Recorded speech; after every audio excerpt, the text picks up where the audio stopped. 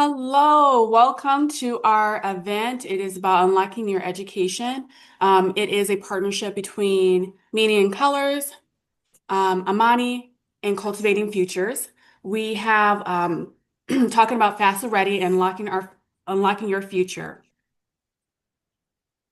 So our agenda is going to go through an introduction, financial literacy, FAFSA guidance, and a Q&A wrap-up session.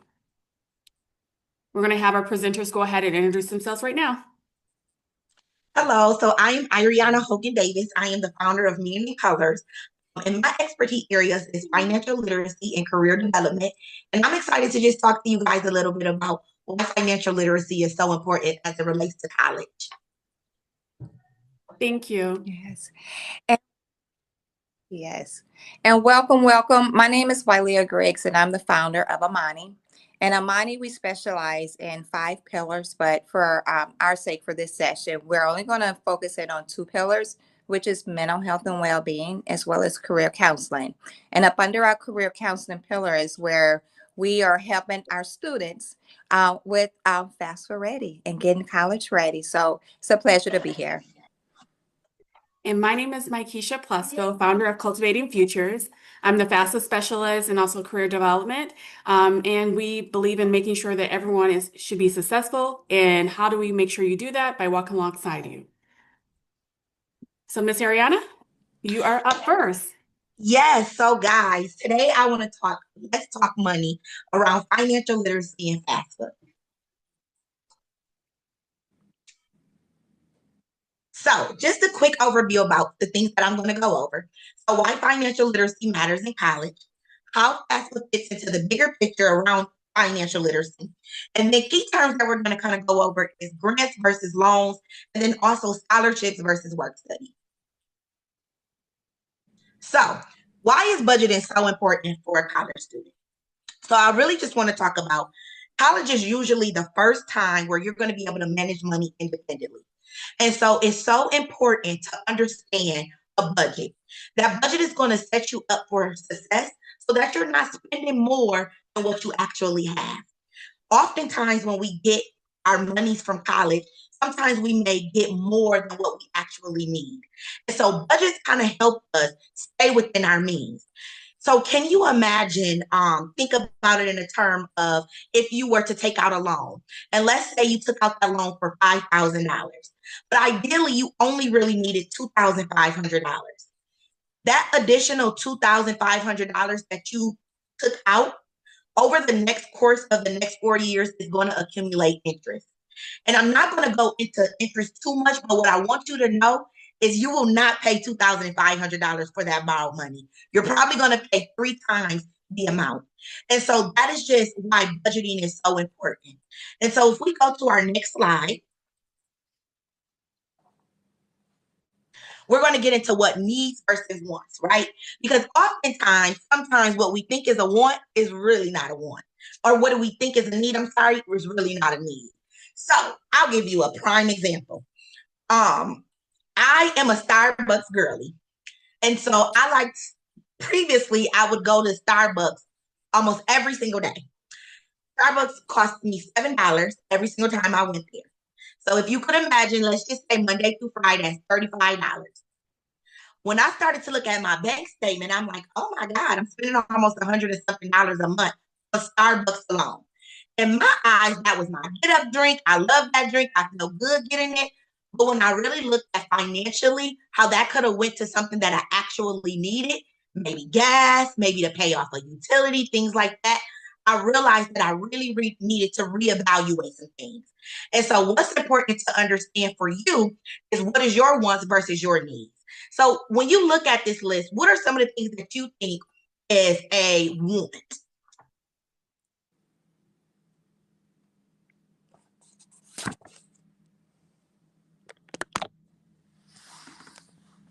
And you can type it in the chat box as well.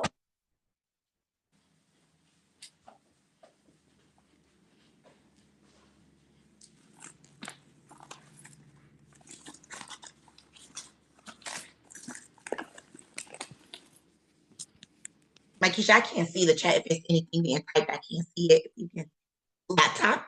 Yep. Yep. So yeah, like laptop, that's important. And the one thing that I like to say when we think in terms of needs versus wants, these are going to be those things that's going to set you up long term for success as it relates to your academics and your survival.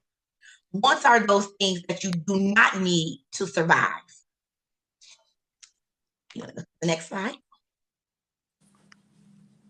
So let's talk a little bit about grants versus loans. So I always tell people when you think in terms of grants, you want to think grants are gifts and loans are debt. So grants are going to be the free monies that you get.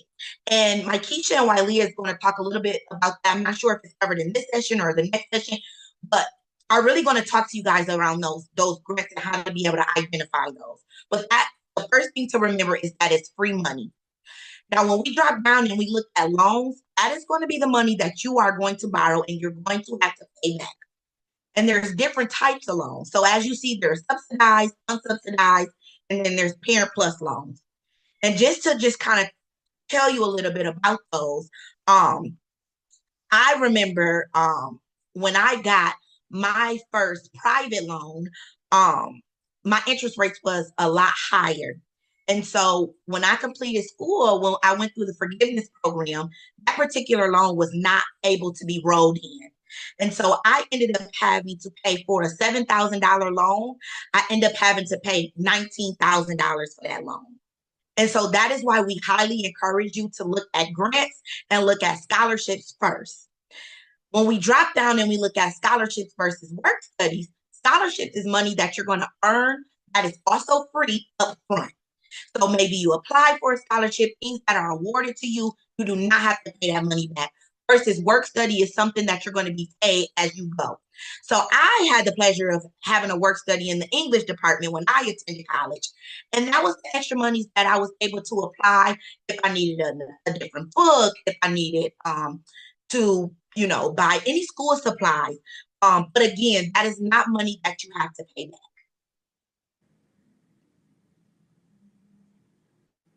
And so that is it for my section. But what I want you guys to know is that in the next session, I'm going to be talking to you about completing FAFSA that helps you understand your financial aid package, building decisions, making skills for a budget for college costs, right? So like, what does that even look like for you?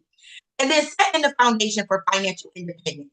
Because the thing about it is when you go off to college, mom, dad, aunt, uncle, or guardian is not going to be alongside you. And so we want to make sure that you're prepared, making sure you understand what things, again, are those needs versus those wants, and that you feel strong and independent to be able to make those financial decisions.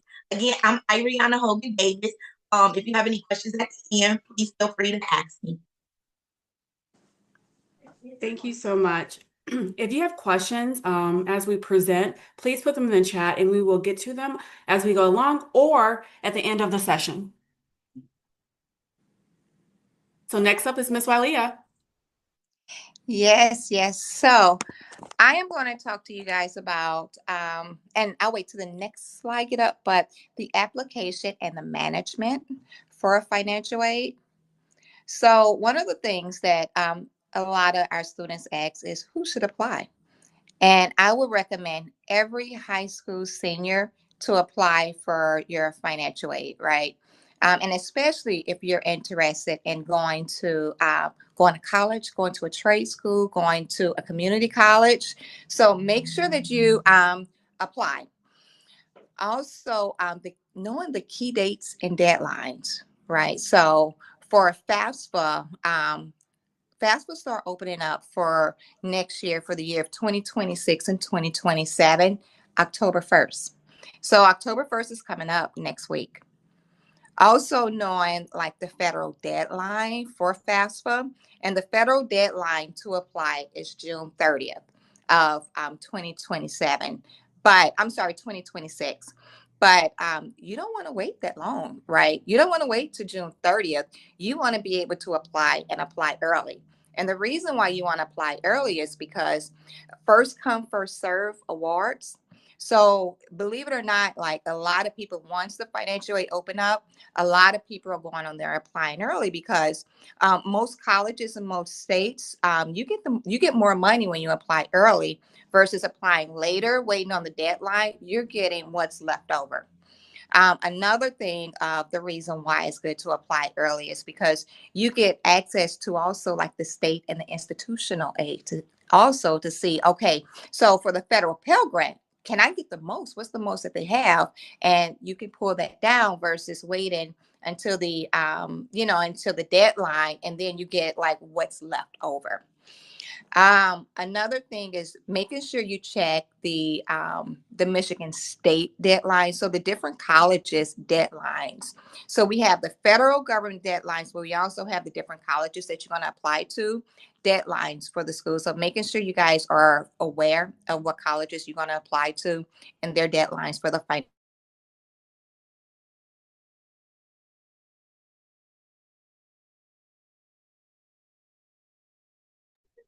Hey, Miss Wylea, I think your computer went out there. And I can just pick up where Miss Wylea until she gets disconnected. Oh, you're connected now, Miss Wylea? Yes, I am Okay, here. perfect. I do apologize.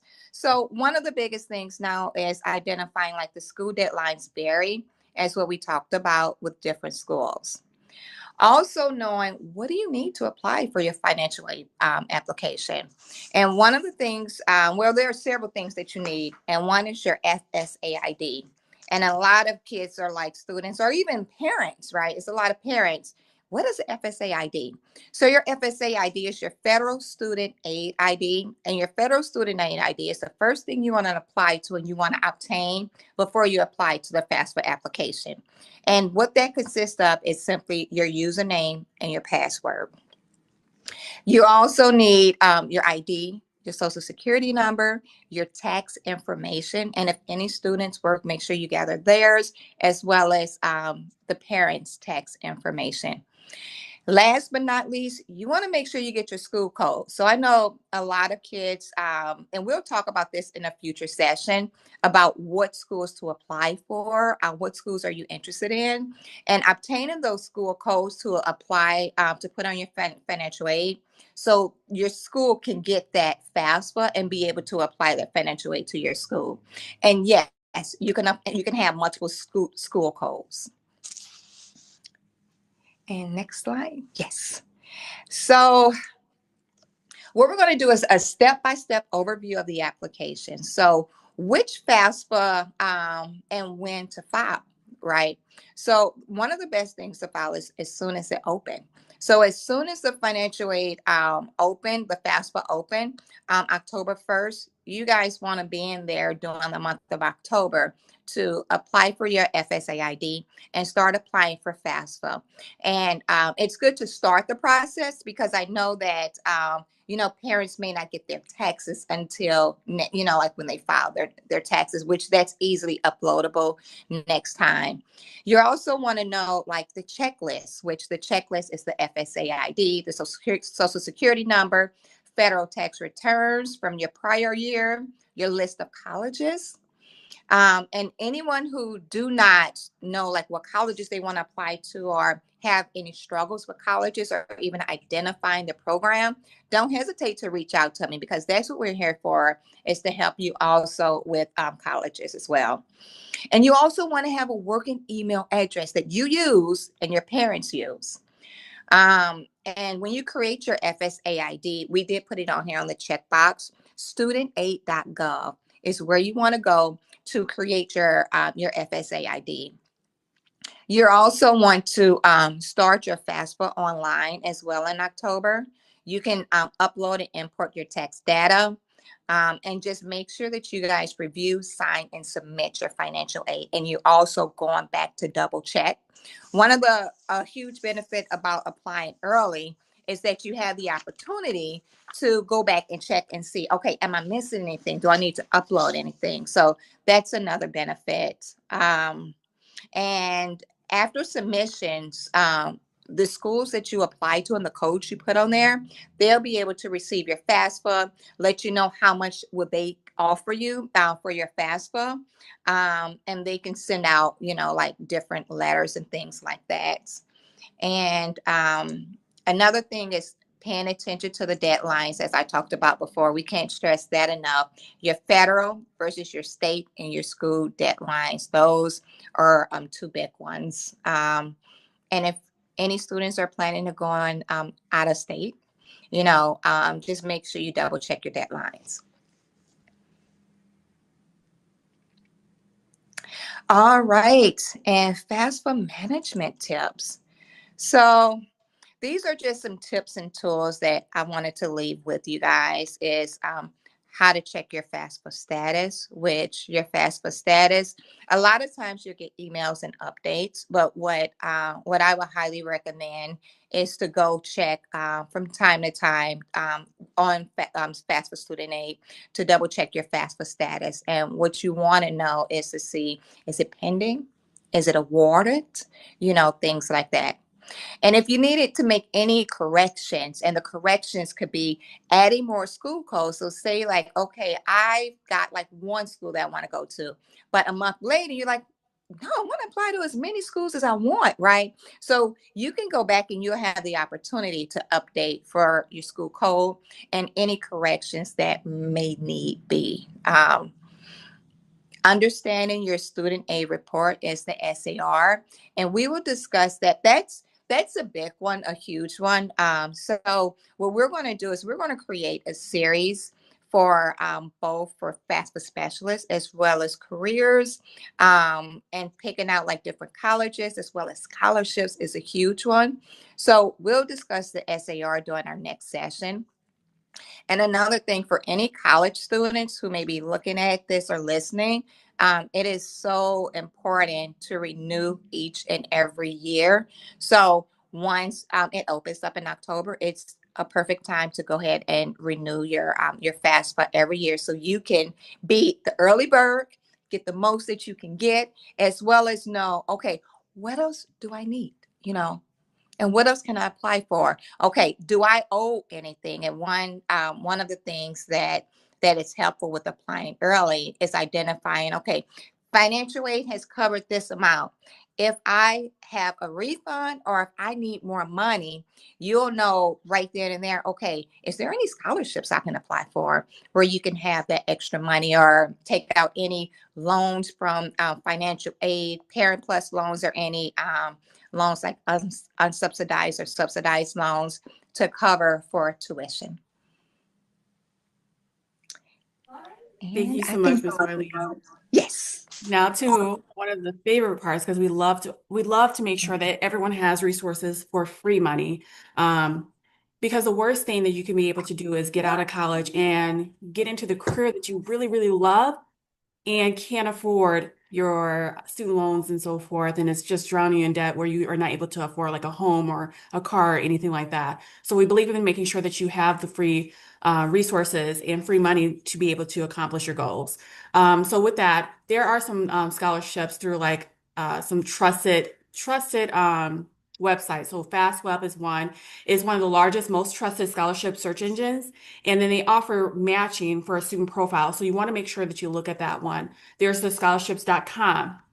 And they have about $19 billion of money that is just free money that you're able to apply for. And then there's the College Board Scholarship Search, and that also is a resource for SATs.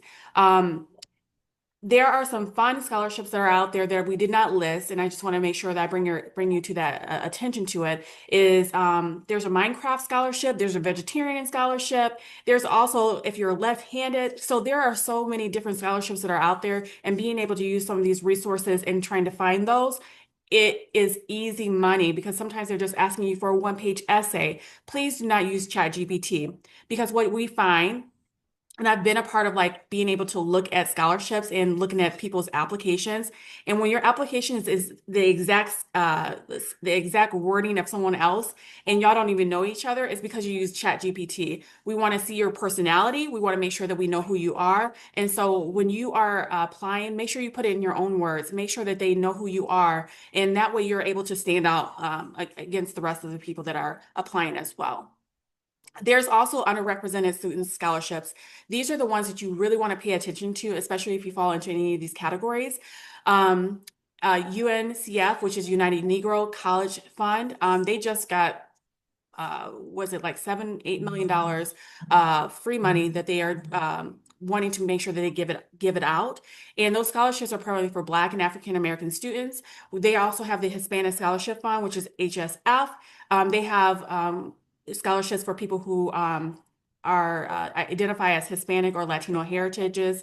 There's an Asian and Pacific Islander one. There's also a Native Forward scholarship database. And so if you fall into these categories, please look at those.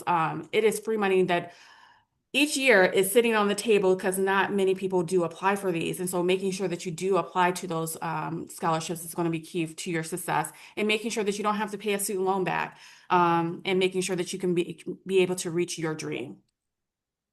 Some common mistakes to avoid. So Ms. Wiley had touched on this before, is missing the deadline.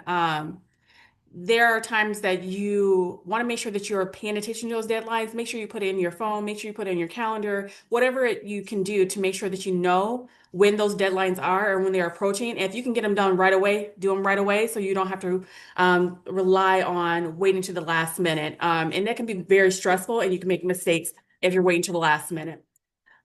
Putting your wrong social security number, tax information, not putting the right dollar amount. So that can also hinder you being able to get your financial aid. So making sure that you have all that correct and it doesn't have any hold up for being able to get your funds.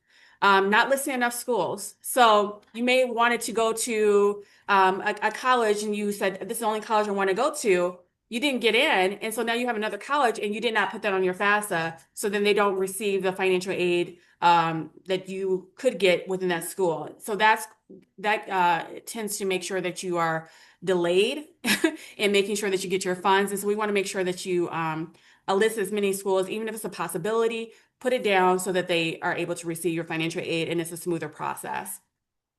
Having incorrect email addresses. This could be for yourself, it can be for your guardians or parents, but if you're married, your spouse. So if you don't have the right email address, it goes to nowhere, then you have a hold up and you don't know why. And so making sure that your email addresses are correct on the application.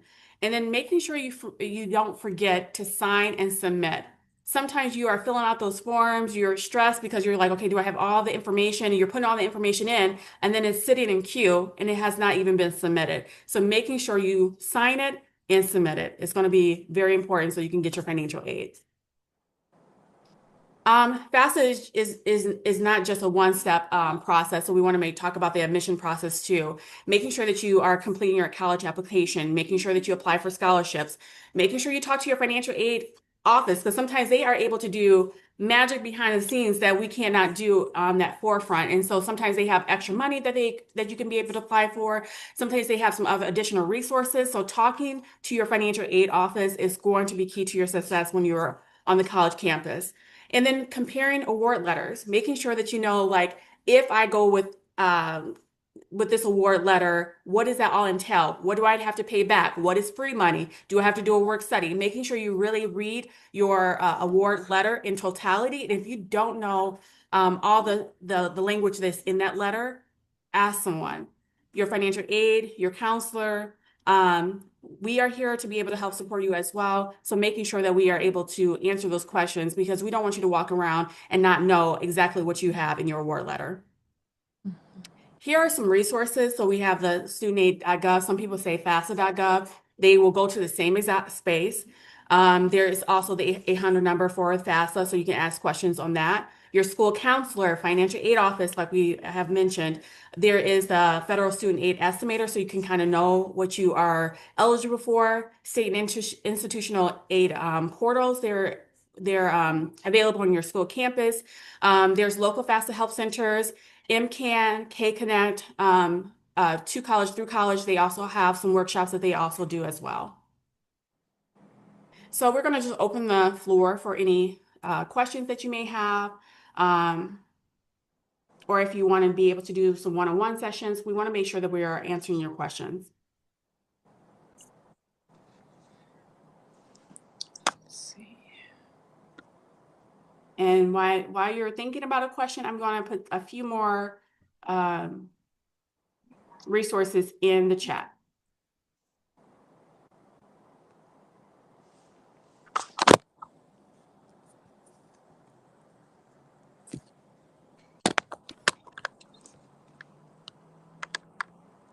So what I put in the chat so far is we have the FAFSA.gov or suitaid.gov is in the chat.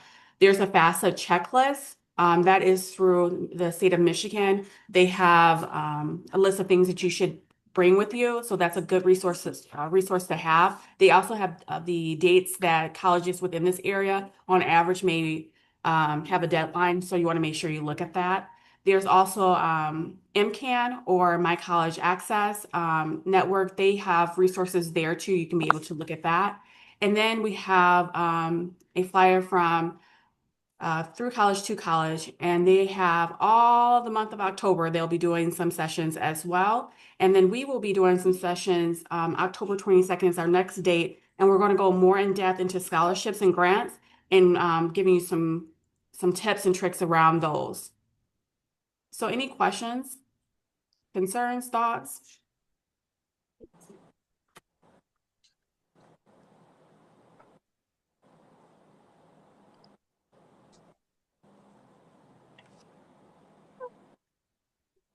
If there's no questions, what we're going to do is we will be sending this out to anybody who is registered, and we'll send this out to this PowerPoint and some of the resources as well. And if you have questions, you can reach out to us. We have our email is going to be a part of this this slideshow as well. I'm trying to, okay, it's not going back, it's not going forward, but so our email, our phone numbers, our websites, all here. So you can be able to do one-on-one sessions if you have questions.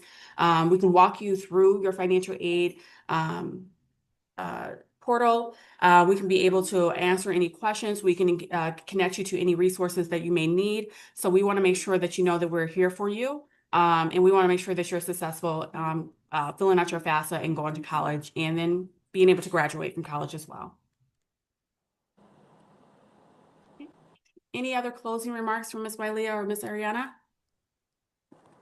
No, I would just say just spread the word. Anybody, the whole point of this is to really be able to make sure that you guys have support and that you know that someone is willing to sit and work with you to help you through all of these different processes. Yeah, definitely. And don't hesitate. Like if anyone is feeling nervous or anxious, have doubt, have fears about applying to college, going to college, don't hesitate to reach out to us because this is what we're here for. And if anyone is having any fears or, concerns, or any parents is having a hard time filling out the FAFSA or even trying to even maneuver it, don't hesitate to reach out to us for any one-on-one support because we're here to help you with it. And it's totally free. So like Miss Makisha said that our next session will be all about, it's all about like scholarships and things like that. So scholarships and grants. So anyone who, and I would say every high school student and even any college students who are going to school or rely on loans or even don't want to rely on loans, just say, hey, I need help with applying for scholarships because I want to get some scholarships and grants. Then this is going to be a perfect opportunity that we can help you guys look for and apply for scholarships and grants. Well, thank you again, and we look forward to seeing you next time on October 22nd. This has been recorded, so we'll also be putting this out on some social media platforms, so you'll be able to see some clips, especially around the financial aid and financial literacy. So we want to make sure that you have all the information to be successful. So thank you again, and have a good night. Yes, thank you. Have a great night.